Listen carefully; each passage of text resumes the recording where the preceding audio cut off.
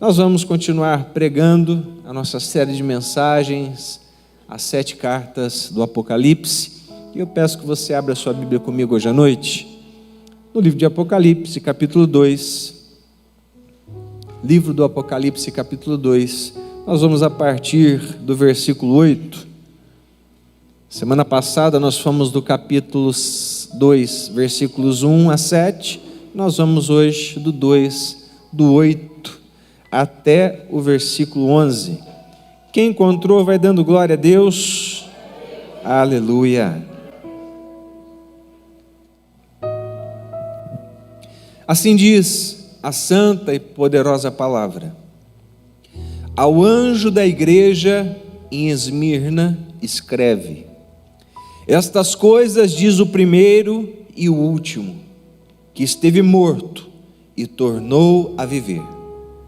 Conheço a tribulação pela qual você está passando, a sua pobreza, embora você seja rico, e a blasfêmia dos que se declaram judeus e não são, sendo isto sim sinagoga de Satanás. Não tenha medo das coisas que vai sofrer. Eis que o diabo está para lançar alguns de vocês na prisão, para que vocês sejam postos à prova e passem por uma tribulação de 10 dias. Seja fiel até a morte, e eu lhe darei a coroa da vida. Quem tem ouvidos, ouça o que o Espírito diz às igrejas. O vencedor, de modo nenhum, sofrerá o dano da segunda morte. Apenas até aqui. Gostaria que você mais uma vez fechasse os seus olhos, curvasse a sua cabeça e fizesse uma oração corajosa nesta noite. Uma oração pedindo que o Espírito Santo fale com você. Que Deus te tire, que Deus me tire da zona de conforto e nos coloque numa zona de confronto, onde então nós seremos transformados. Amém? Senhor Deus, esse é o desejo que eu tenho no meu coração hoje à noite, que o Senhor venha falar conosco. Muitas vezes, quando estamos confortáveis, não entendemos muito bem aquilo que o Senhor quer nos dizer. Então o Senhor precisa muitas vezes nos colocar numa senda, num caminho de confronto, num caminho às vezes que nós estamos desconfortáveis, para que então possamos dar atenção devida àquilo que o Senhor quer nos dizer. Portanto, faça conosco nessa noite desta forma, que nós possamos ouvir a Tua voz, e que possamos sair daqui não apenas imbuídos de um desejo de ouvi-la, mas de uma decisão tomada, de praticar a Tua palavra. Fica conosco, nos abençoe, e que sempre, ao final de tudo, o Teu nome apareça, o Seu nome seja elevado, e o nosso venha sempre, ó Deus, desaparecer, porque o que importa é que o Senhor receba a glória. Assim nós oramos em nome de Jesus. Amém e amém. Queridos e queridas, nós estamos esse mês, e provavelmente ainda no próximo mês, nós estaremos falando sobre as 7 cartas, as 7 igrejas, respectivamente, do Apocalipse. Semana passada nós falamos sobre a igreja de Éfeso, e nessa semana eu quero falar com você, meditar com você, pensar com você acerca da igreja de Esmirna. Perceba que Esmirna era uma cidade muito populosa, uma cidade extremamente rica, era uma cidade que era uma rival, por assim dizer, economicamente falando, da cidade de Éfeso. Esmirna tinha muitos bens, tinha muito dinheiro. Na cidade de Esmirna, igualmente na cidade de Éfeso, também existia muitos templos. Era uma cidade dada também aos deuses pagãos. Era uma cidade em que se existia muitas pessoas ricas. E ali, o Senhor Jesus tem uma igreja. E Ele fala a uma igreja, Ele desafia uma igreja, ele transmite sua mensagem através de João a uma igreja, motivando e enaltecendo ela, pelo fato dela ser uma igreja fiel. Todas as igrejas do Apocalipse, as 7 igrejas do Apocalipse, de todas elas, a única igreja que Jesus não tem nenhuma palavra contra, nenhuma reprimenda, nenhum puxão de orelha, nenhum tenho porém contra ti, é a igreja de Esmirna. Essa é a única igreja que Jesus não faz nenhuma consideração negativa, muito pelo contrário, ele só tece elogios a ela. E eu quero falar com você nessa noite sobre como sermos fiéis, como nos mantermos fiéis. E essa é uma mensagem, eu acredito que seja muito aplicável aos nossos dias, muito necessária aos nossos dias, porque nos perguntamos muitas vezes: é possível ser fiel até mesmo no mundo marcado pelo relativismo? Ser fiel até a morte, numa sociedade que é marcada pelo relativismo, onde tudo é relativo e nós não temos mais absolutos, onde as coisas já não são mais concretas. Será que nós somos capazes de sermos fiéis mesmo em momentos de tribulação? Para os crentes de Esmirna, essa era uma pergunta recorrente. Isso era algo que se passava em suas mentes sempre. Porque veja, ser cristão em Esmirna era um risco, era um perigo. Porque os cristãos, você leu aqui comigo, eles estavam sofrendo uma série de problemas.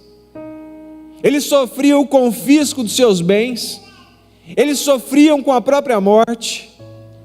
Essa igreja de Esmirna era uma igreja pobre financeiramente, uma igreja caluniada, uma igreja perseguida, mas é a única igreja do Apocalipse que recebe elogios do Senhor Jesus. Sabe qual que é a marca dessa igreja? A marca dessa igreja é a fidelidade, e fidelidade até a morte. E olhando para esse texto, eu quero aprender com você, porque quando eu não prego para você, eu não prego apenas para você, eu prego para mim também, porque a mensagem precisa tocar a mim primeiro. E eu quero aprender junto com você nessa noite como ser um crente fiel, como ser um cristão, uma cristã fiel até a morte, em tempos de luta, em tempos de prova. Em primeiro lugar, se eu quero ser fiel, se eu desejo ser fiel, se eu pretendo ser fiel, eu preciso ter em mente que eu preciso ter um olhar para a vida, um olhar de forma sóbria. Eu preciso ter uma visão sóbria da minha vida. Versículos 8 e 9 dizem assim: ao anjo da igreja em Esmirna escreva: estas coisas diz o primeiro e o último, que esteve morto e tornou a viver. Versículo 9: conheço a tribulação pela qual você está passando, a sua pobreza, embora você seja rico, e a blasfêmia dos que estão se declarando judeus e não são, sendo isto sim sinagoga de Satanás. Se eu e você desejamos ter uma visão sóbria da vida, nós precisamos, olhando para esse texto, nos aperceber de 4 coisas. A primeira delas é que em nossa vida, nós vamos enfrentar tribulações. Nós precisamos estar prontos para tribulação, prontos para perseguição. É por isso que eu tenho dito já há algum tempo que a vida cristã, ela não é vivida num playground, num parque de diversões. A vida cristã, ela é vivida numa arena de luta renhida, de lutas difíceis. A vida cristã, ela é marcada muitas vezes por dores, por lágrimas, por sofrimento. Porque nós precisamos em todo tempo estar prontos para enfrentar tribulações. Perceba que essa igreja, ela estava sendo comprimida, espremida debaixo de um rolo compressor. Os crentes de Esmirna estavam sendo atacados e sendo mortos. E de verdade, irmãos, quando eu leio os textos bíblicos, sobretudo quando eu olho para as Escrituras, quando eu vejo a igreja de Jesus passando por provas terríveis, com seus fiéis sendo lançados à cova de leões, às feras, queimados vivos, dilacerados em seus corpos, violentados em seus corpos. De verdade, eu sinto até vergonha de dizer que eu tenho algum problema, porque esse povo estava enfrentando tribulações horrorosas, terríveis. E nos fazemos a seguinte pergunta sempre quando nós olhamos o povo de Deus sofrendo. Nós perguntamos: como que nós podemos conjugar o amor de Deus com o sofrimento dos seus filhos? Como eu posso entender o amor de Deus no meio da tribulação? Ora, Jesus, Ele é o maior exemplo que nós temos de honestidade, de sinceridade, sim ou não? O próprio Cristo disse, e João registrou, no capítulo 16, versículo 33 do seu Evangelho, dizendo que no mundo nós teríamos tribulações. Mas Jesus diz o quê? Mas tem de bom? Ele está dizendo: olha, não fiquem desanimados, porque eu venci o mundo. O apóstolo Paulo chega a dizer, lá em 2 Timóteo 3,12, que todos aqueles que querem viver piedosamente em Cristo serão perseguidos.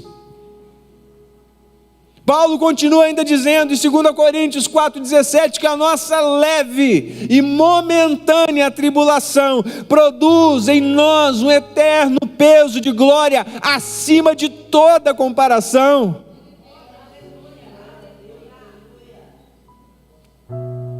Nós precisamos ser o povo que está preparado para enfrentar tribulações. Nós precisamos ser um povo forte, ser o povo de Deus, ser o povo que está disposto a enfrentar o que tiver que ser enfrentado, para que o nome de Jesus seja glorificado em todo o tempo. E se eu quero ter uma visão sóbria da vida, eu preciso entender que eu vou passar por dificuldades em momentos da minha vida, mas eu tenho a certeza que eu nunca vou passar sozinho, porque o Senhor sempre estará comigo. Essa igreja enfrentava a tribulação, mas essa igreja também enfrentava a pobreza, que Jesus diz aqui: eu conheço a tribulação pela qual você está passando e a sua pobreza, muito embora você seja rico. É interessante isso, porque tem gente que pensa que a pobreza é uma maldição imposta, que a pobreza é algo que denota a não bênção de Deus, quando na verdade Lucas 6:20, Jesus diz assim: olha, bem-aventurados os pobres. Tiago, ele diz que Deus elege os pobres desse mundo para serem ricos na fé. Perceba que a pobreza dos crentes aqui na igreja de Esmirna era um efeito colateral da tribulação que eles estavam vivendo. Perceba, essa pobreza vinha de algumas razões que, muito embora sejam óbvias, nós precisamos também nos aperceber. Os crentes, eles eram precedentes das classes pobres. Muitos dos crentes daquela igreja eram escravos. Além disso, aqueles que posses tinham, aqueles que dinheiro tinham, eram saqueados, em seus bens eram tomados pelos seus perseguidores.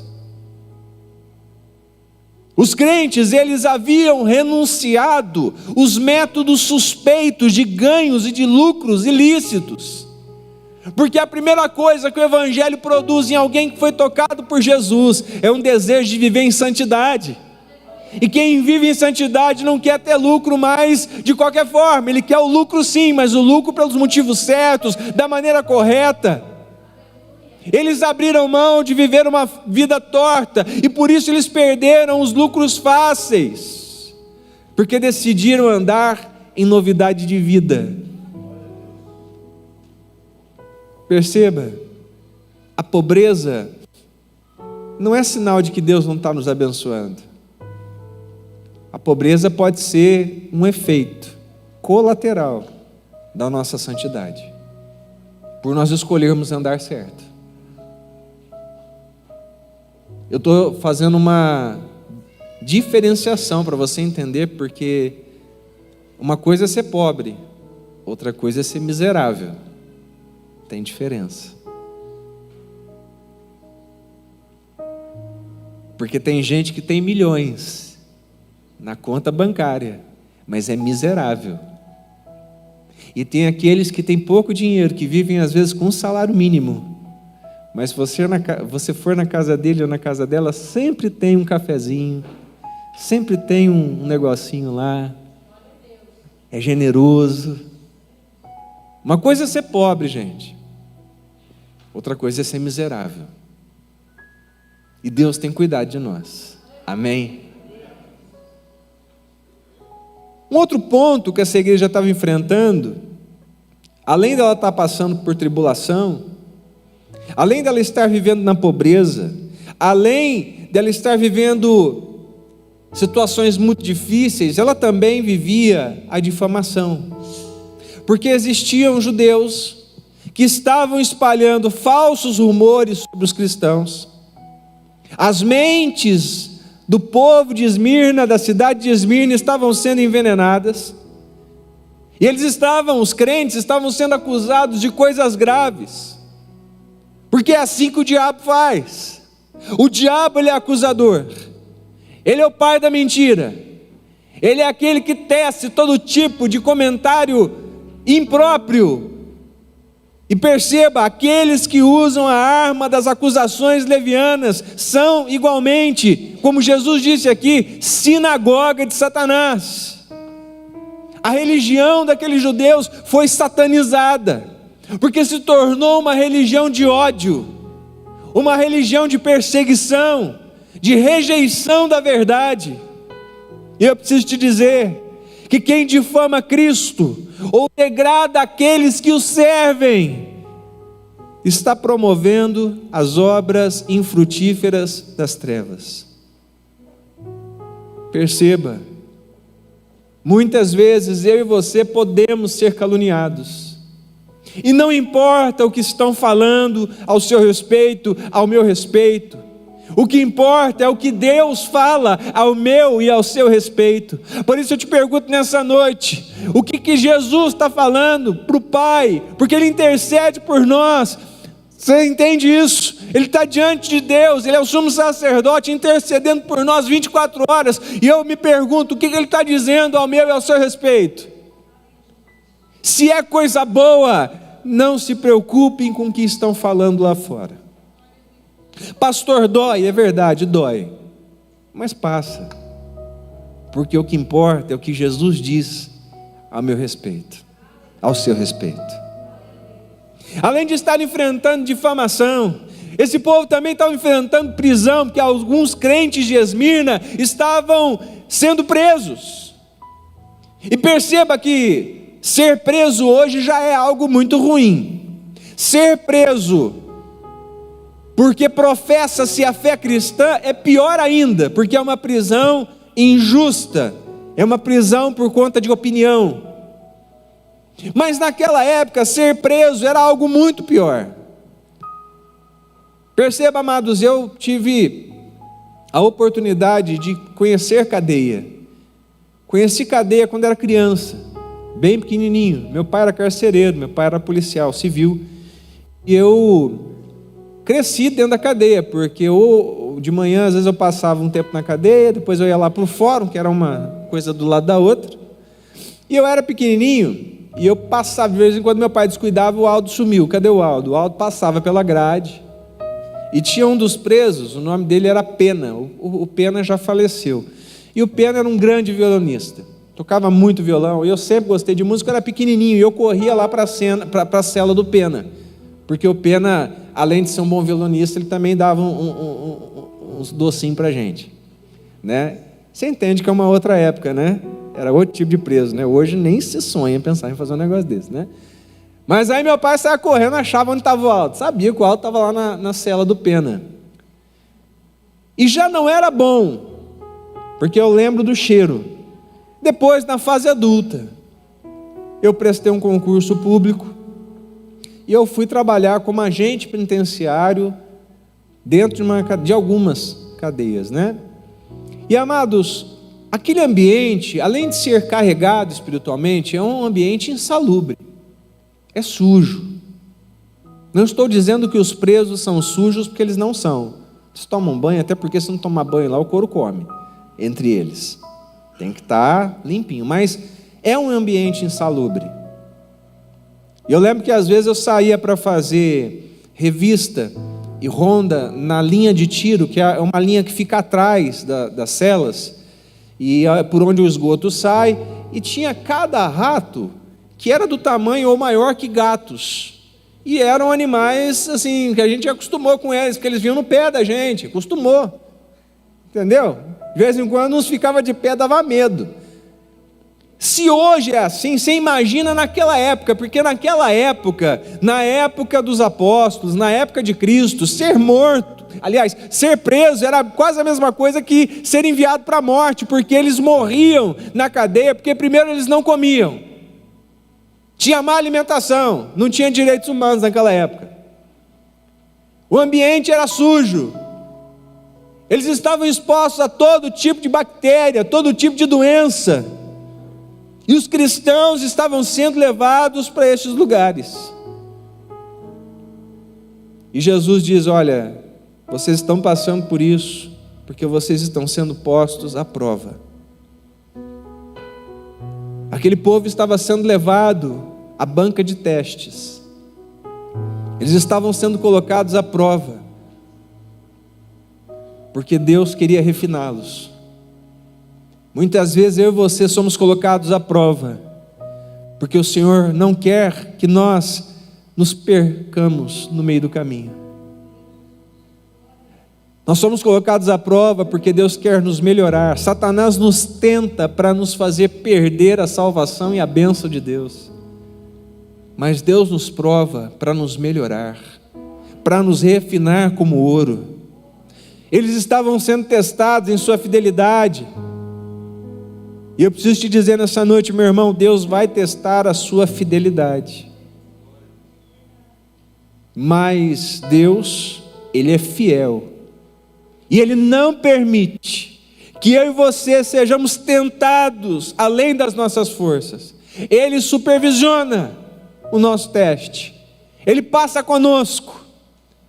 Como foi com Sadraque, Mesaque e Abidênego, Ele entra conosco na fornalha. Muitas vezes Ele não nos livra do fogo, mas Ele nos livra pelo fogo, pela tribulação, pela prova, pela luta. Então, se eu e você queremos ter uma visão sóbria da vida, para sermos fiéis até o fim, nós precisamos entender que nós vamos passar por dificuldades, e está tudo bem. Isso não é sinal que Deus te abandonou, meu irmão. Isso não é sinal que Deus virou as costas para você, minha irmã. Isso é só sinal de que Deus está permitindo essa prova para você crescer. Pastor, mas está doendo. Quem foi que disse que crescer não dói? Crescer dói, crescer incomoda. São dores de crescimento. Mas vai produzir em você um excelente fruto. E o Senhor vai ser glorificado nisso. Como eu posso ser fiel até a morte? Número 2, sabendo que a avaliação de sucesso de Jesus é diferente da avaliação do mundo. Versículo 9, ele diz assim: conheço a tribulação pela qual você está passando, a sua pobreza, embora você seja rico. Olhando pelo viés humano, pela perspectiva e julgamentos humanos, a igreja de Esmirna era uma igreja pobre. Embora a igreja fosse pobre financeiramente, Jesus disse para ela que ela é rica de recursos espirituais. Ela não tinha tesouros na terra, mas ela tinha tesouros no céu. A gente precisa entender isso, queridos, porque a beleza de uma igreja não está na suntuosidade do seu templo, não está na expressão financeira das suas arrecadações, não está no número exorbitante de membros que compõem o seu hall, mas a beleza da sua igreja está centralizada num povo que de fato entendeu o seu lugar, e que, muito embora sejam pobres financeiramente, aprenderam a investir no reino de Deus, a buscar em primeiro lugar o seu reino e a sua justiça, sabendo que as demais coisas lhes são acrescentadas. Ela é pobre porque provavelmente priorizou Jesus. Você sabia que quando você prioriza o reino de Deus, muitas vezes você não necessariamente vai ficar rico? Porque, aliás, muitos se perdem nesse caminho. Nessa comunidade que nós vivemos, que sempre queremos mais e mais e mais e mais e mais, o reino de Deus vai ficando para trás. A obra do Senhor vai sendo deixada de lado. Nós entramos no piloto automático e oferecemos para Deus as sobras, e damos o nosso melhor para o nosso emprego, o melhor para as nossas atividades, o melhor para a nossa empresa, o melhor para os nossos negócios, porque afinal de contas eu estou pensando no futuro, pastor, no meu futuro, no futuro dos meus filhos, no futuro dos meus netos. E ei, eu preciso te dizer, Deus não está cuidando de você. Por que você tem que deixar alguma coisa para os seus filhos? Deus irá cuidar deles. Faça a obra de Deus enquanto é tempo, enquanto é dia, porque chegará um tempo em que não haverá mais tempo. E eu te pergunto, nessa noite, você tem essa consciência? Essa igreja era uma igreja que se tornou pobre porque tinha Cristo como a sua prioridade central. Laodiceia, por exemplo, se considerava rica. Ela dizia: nós não temos falta de nada. Mas Jesus diz para ela: você é pobre, miserável, cega e nua. Enquanto o mundo avalia os homens pelo ter, Jesus os avalia pelo ser. Deus não está preocupado com quanto você tem. Deus está preocupado com quem você é. A Rê falou da oferta da viúva pobre. Aquela oferta fez tanta diferença. E Jesus, a ponto de Jesus chamar a atenção, não pelo valor, porque era pouquíssimo dinheiro, era um lepton, pouco dinheiro, mas fez diferença porque ela deu de tudo que ela tinha, ela deu do seu melhor, ela não pôs ali um valor, ela pôs a própria vida. Quando nós ofertamos financeiramente na casa do Senhor, na igreja, nós precisamos ofertar com o nosso coração, porque a gente às vezes oferta só com o bolso. A gente tem que pôr o coração naquilo e dizer: Deus, é o meu melhor. Quando eu vou fazer um serviço para a obra do Senhor, eu tenho que me perguntar sempre: eu estou apresentando o meu melhor para Ele? Perceba, o mundo, ele vê a aparência, mas Deus vê o coração. Deus, Ele conhece o teu e o meu coração nessa noite.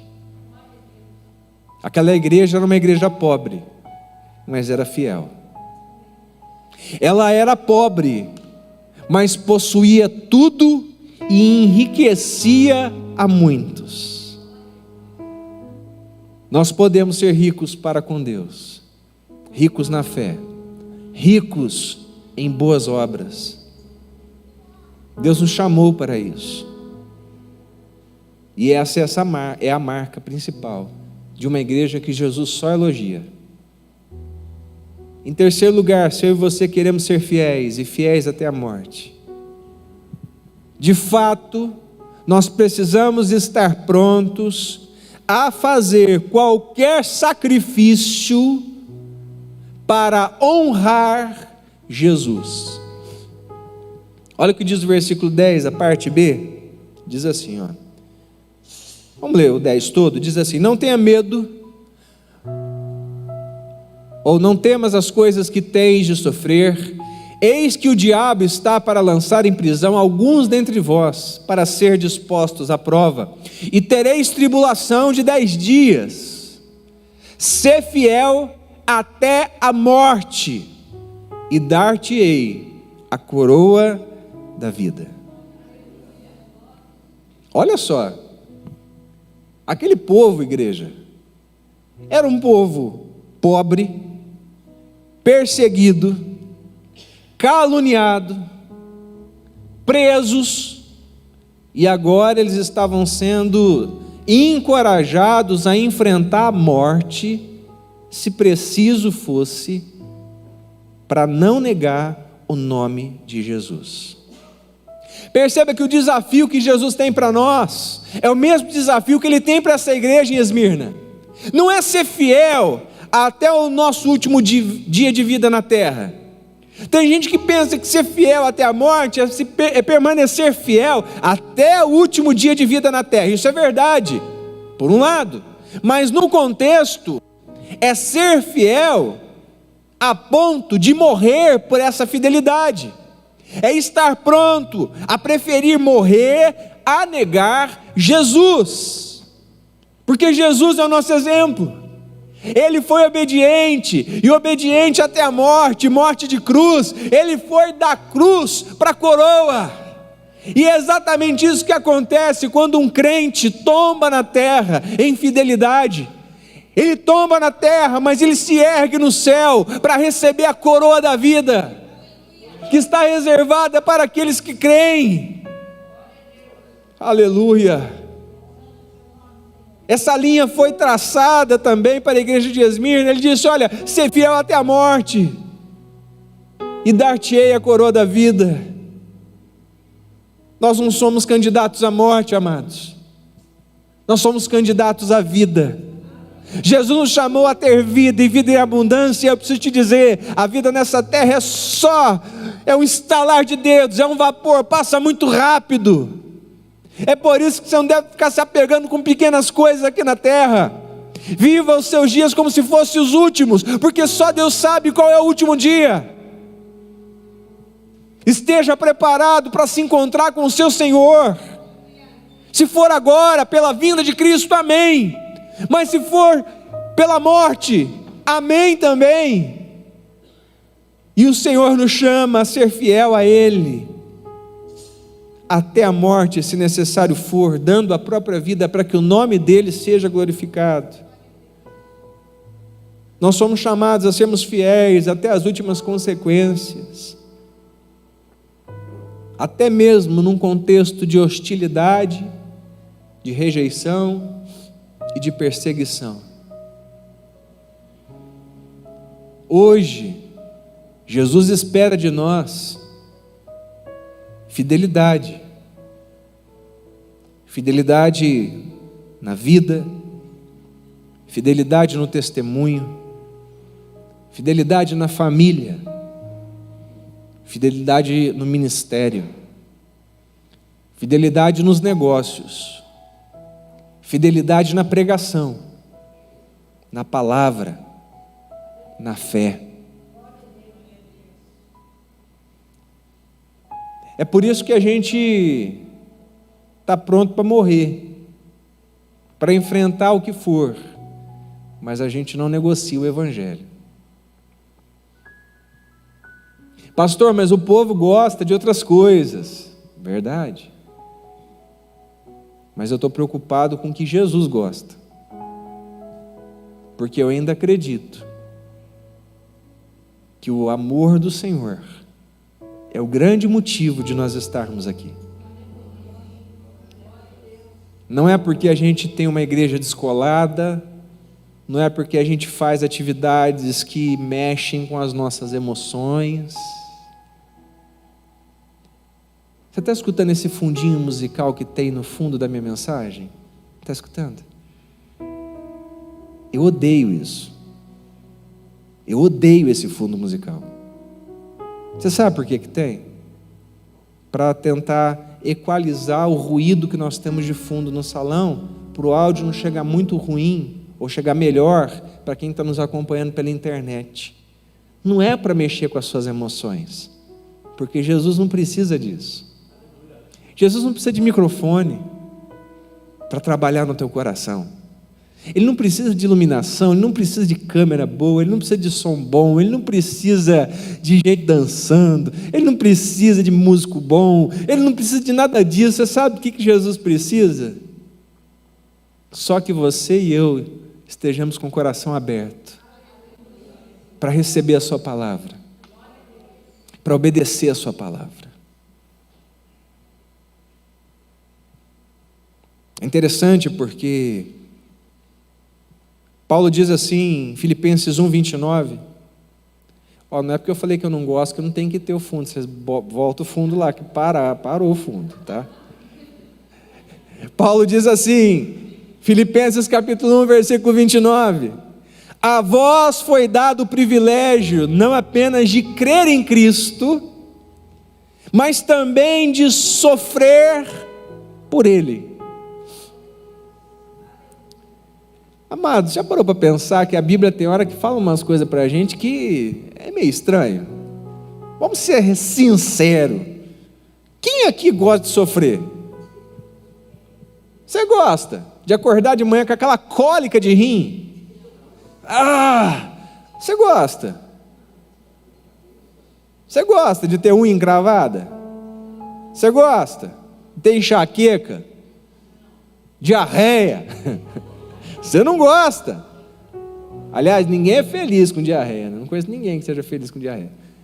Ninguém gosta de sofrimento, irmãos. Mas olha o que Paulo diz.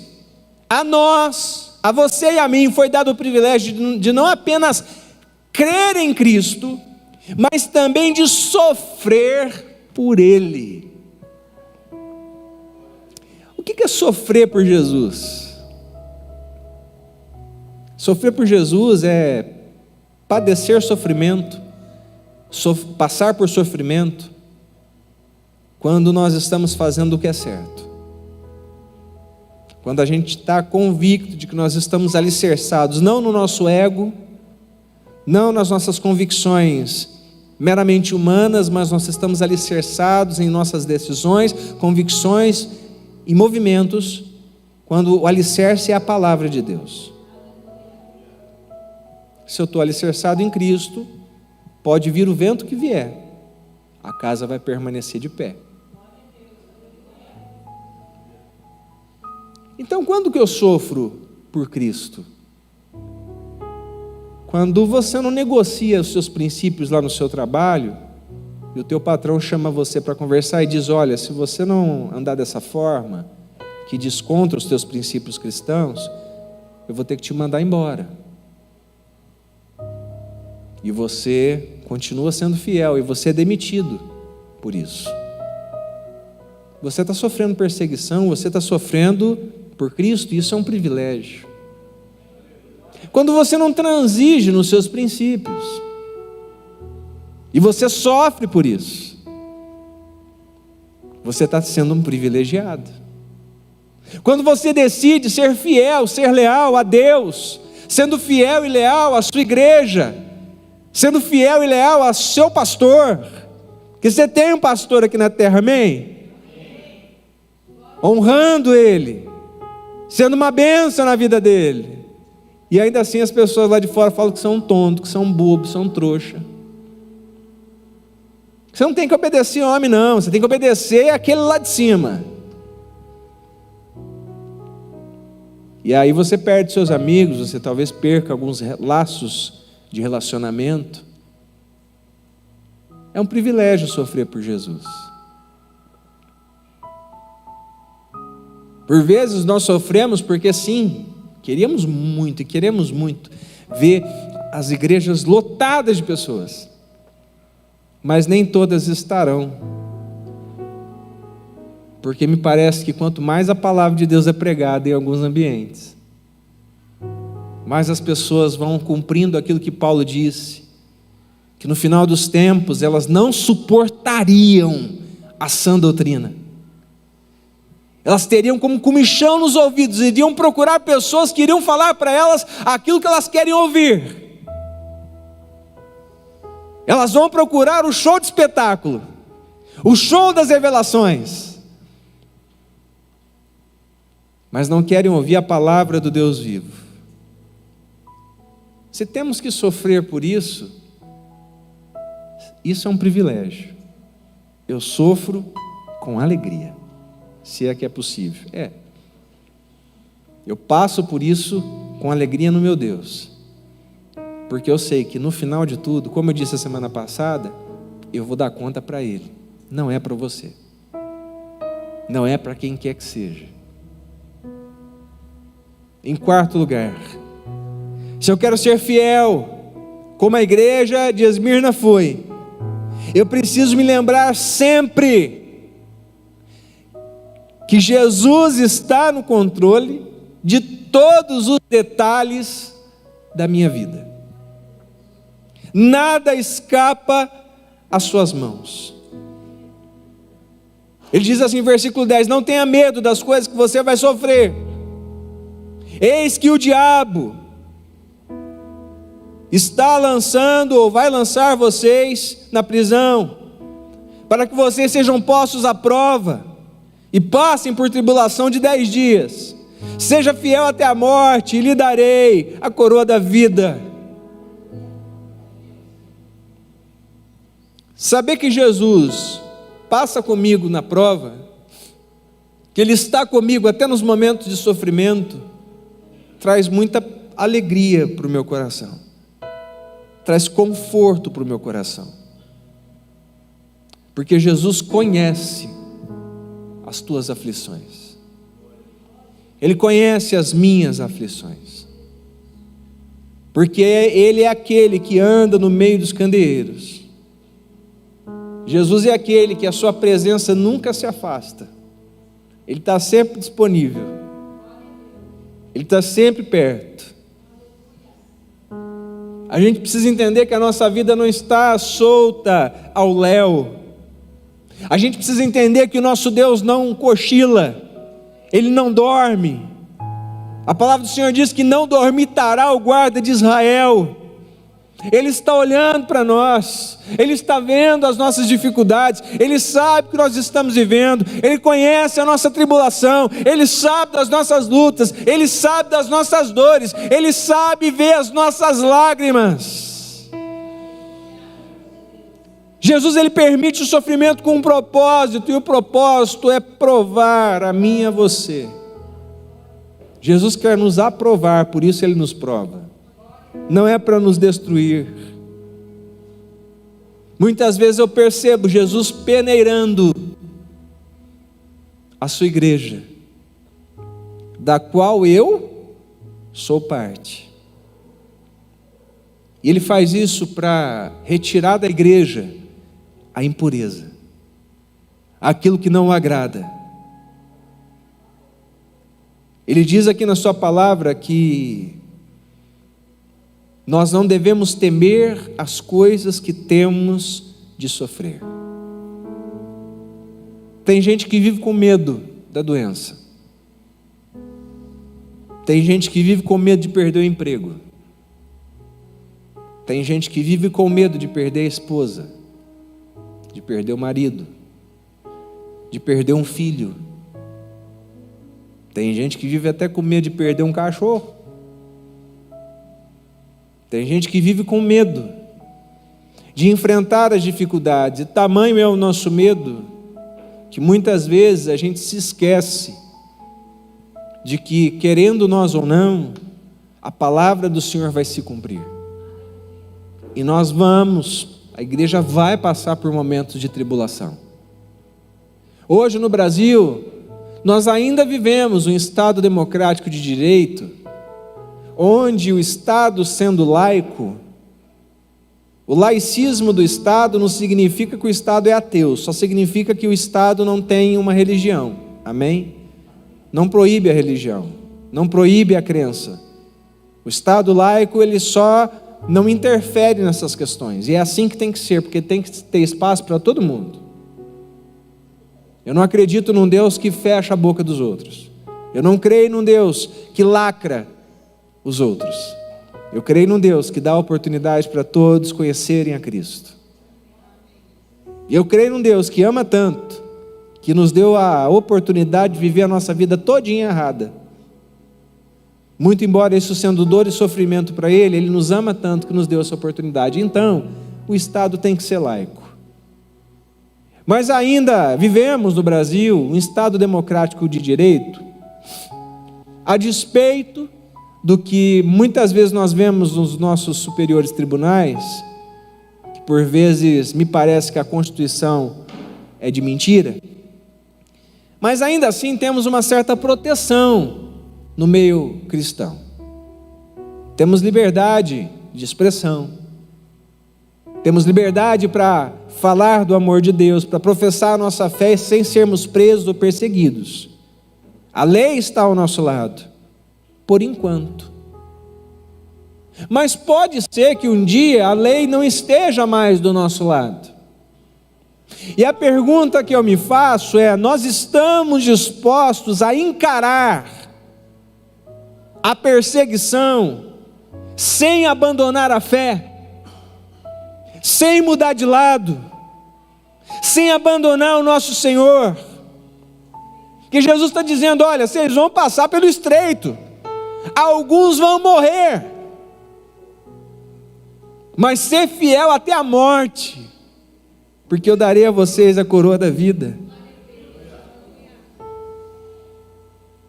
Jesus, ele diz para a sua igreja: não tenha medo do que você vai passar, as dores que você vai sofrer. Ele diz isso porque ele tem poder para nos consolar. Jesus também foi tentado, você se lembra disso? Várias vezes. Jesus foi tentado com todo tipo de tentação. Toda tentação que você imaginar, ele foi tentado, mas ele não pecou.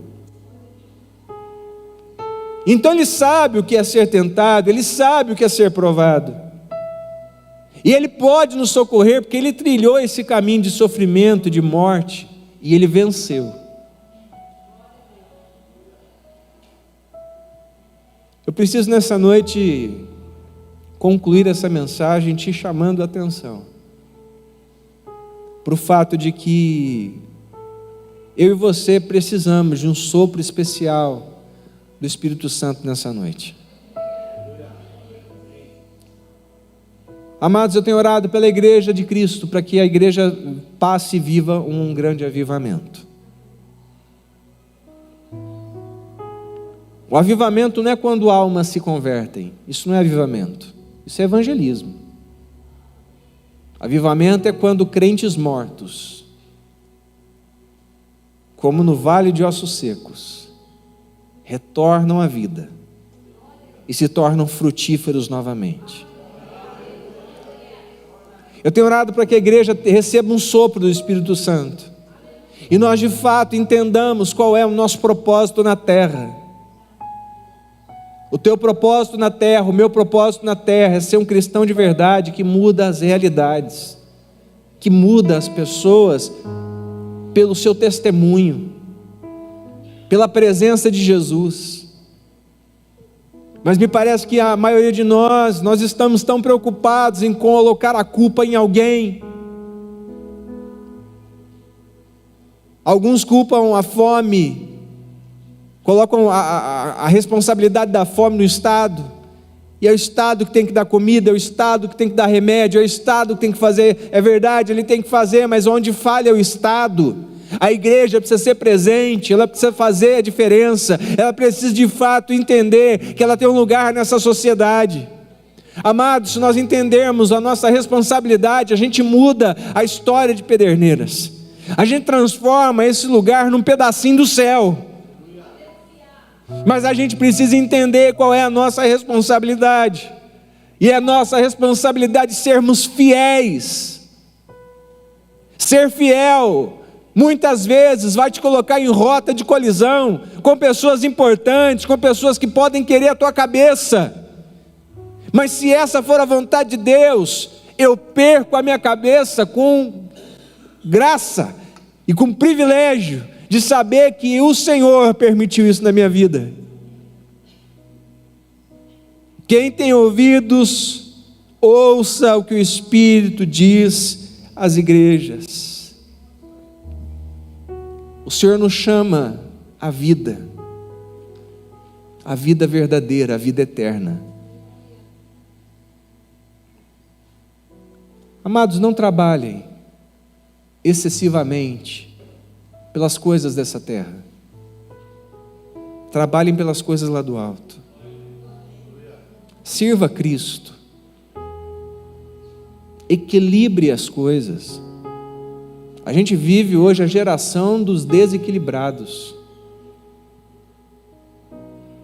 É um desequilíbrio nas emoções, é um desequilíbrio na comida, é um desequilíbrio na quantidade de TV que a gente assiste, é um desequilíbrio na quantidade de telas, de smartphones que nós acompanhamos todo dia, é um desequilíbrio que aí não dá tempo de orar, e a gente tem a cara de pau de dizer que não sobra tempo, como se Deus fosse digno das nossas sobras. Aí não dá tempo para vir de terça-feira orar aqui com a igreja, um momento tão importante, tão especial para a tua vida, para a minha vida, para a vida espiritual da igreja. Quarta-feira tem grupo de comunhão, importante para a sua vida espiritual, para o seu crescimento, para você estudar a palavra de Deus. Quarta-feira você precisa achar um grupo de comunhão para congregar também, num pequeno grupo, para ser cuidado, para ser cuidada. Nós precisamos ocupar o nosso lugar e equalizar a nossa vida pela régua do Espírito Santo e não pela régua desse mundo. Equalize a sua vida, equilibre as coisas, tenha todo dia o seu tempo devocional, venha orar. Eu sinto falta da tua oração. Quando nós oramos, nós nos conectamos. Quando nós oramos, nós nos ligamos a Deus e uns aos outros. Quando nós entendemos o nosso propósito na terra, de fato a gente começa a ser a igreja de Cristo. A gente trabalha pelo reino de Deus e não pelo império dos homens. Amém? Quero te convidar nessa noite a orar comigo. Quem tem ouvidos para ouvir, ouça. O Espírito Santo está falando comigo já há alguns dias. Nós precisamos de fato estar dispostos a dar nossa vida por Ele. Você pode se colocar em pé no seu lugar?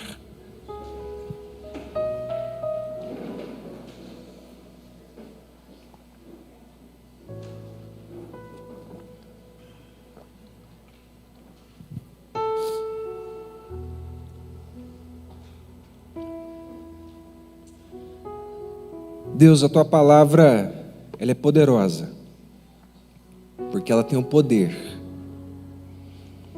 de perscrutar, de entrar em áreas dentro do nosso coração, de mexer conosco, que muitas vezes nós nos incomodamos com ela, porque o Senhor fala de coisas que a nossa carne não gosta de ouvir.